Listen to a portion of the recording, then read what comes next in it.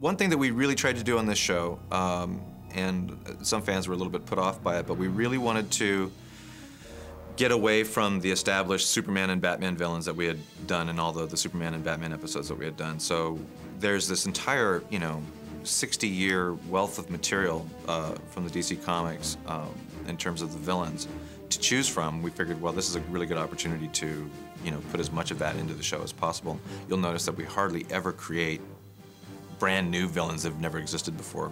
Anytime we come up with a villain for a show, we say, okay, well, it'd be really great if we could find a DC Comics character, even if it's just the name or the motif to use rather than create a brand new character. For instance, in this episode, the informer slash guy who sets up Jon Stewart's downfall could have just been any old space pirate, but we figured, well, it'd be great if it was Kanjar Ro, who was a major Justice League villain from, back in the day. So we try to do that whenever we can.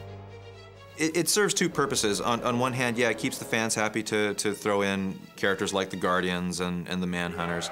And on the other hand, those are just interesting concepts and interesting characters. And it was our chance to, do a fairly lavish, big budget look to those kind of characters. It's like, when I was a kid, I always thought, wow, it'd be really cool to see these kinds of characters, and this is our golden opportunity to do so.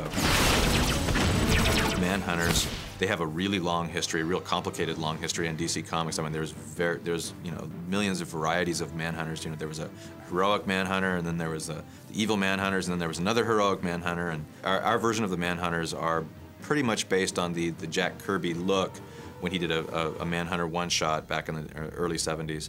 And they later incorporated that into an evil group of bounty hunter robots in the comics. So we thought that was a really good way to go with them.